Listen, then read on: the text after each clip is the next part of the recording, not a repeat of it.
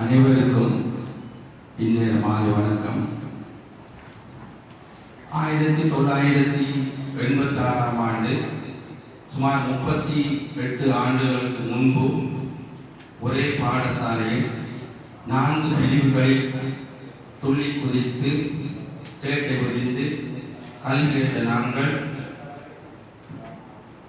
உலகின் பல பாகங்களுக்கும் பறந்து சென்று எவ்வித தொடர்பாடலும் இல்லாமல் கிடந்த நாங்கள் மீண்டும் ஒரு வாட்ஸ்அப் குரூப் மூலமாக கடந்த 4-5 வருடங்களாக ஒருவர் இருவர் என சுமார் 70 பேர்களை நாங்கள் இனங்கண்டு ஒன்றிணைத்து இன்று 61 பேர், அதில் 13 பேர் வெளிநாட்டில் உள்ளவர்கள், 48 பேர் இலங்கையை சேர்ந்தவர்கள், இலங்கையின் பல பாகங்களில் இருந்து இங்கு வந்திருக்கின்றோம்.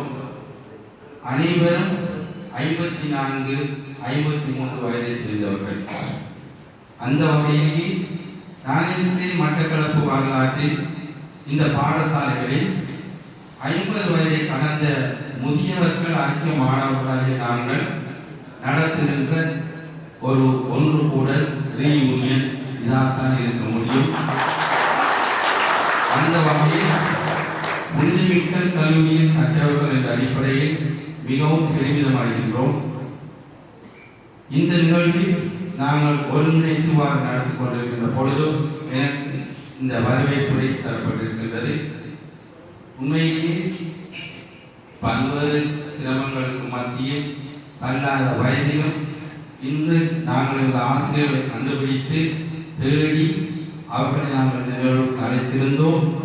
அவர்களில் இன்று சமம் அளித்திருக்கின்ற அனைவரையும் நான் அன்புடன் வரவேற்கின்றேன்.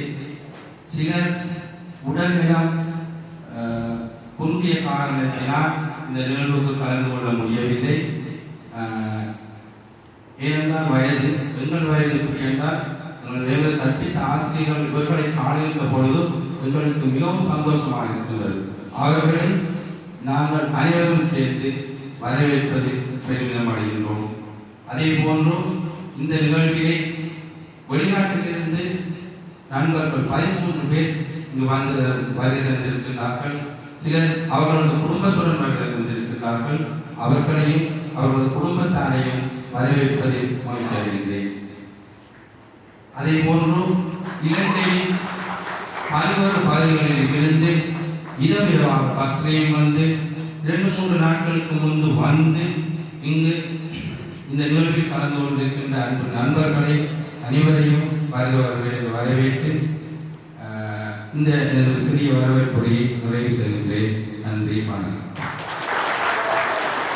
நன்றி மதிதரன் குறிப்பிட்டது போல துளி திரிந்த வயதுதான். ஆனாலும் அந்த காலத்தில் நிறைய சிக்கல்களை நீங்கள் அறிந்ததுதான். அந்த சிக்கலுக்குள் நாங்கள் துளி திரிந்திருந்தோம். பரிசான தெரிப்பார்கள் என்று சொல்லி எங்களை சொல்வார்கள், தெரிச்ச பயல்கள் என்று சொல்லி. ஆனால் அந்த ஒரு மகிழ்ச்சியான தருணங்களை நாங்கள் இன்று நினைவுபடுத்தி பார்க்கின்ற போது மிகவும் சந்தோஷமாக இருக்கிறது. நன்றி மனிதரன். தொடர்ந்து தலைமையுரையை வழங்குவதற்கு நாம் அழைத்திருப்பது வெளிநாட்டு உறவுகளை ஒன்று சேர்த்த எங்களுடைய சகோதரர் ரோஷான் அவர்களை. அவரும் எங்களுடைய இணைப்பாளராக செயல்பட்டிருக்கின்றார். அவரை அன்போடு அழைக்கிறேன் தலைமை உரை வழங்குவதற்காக.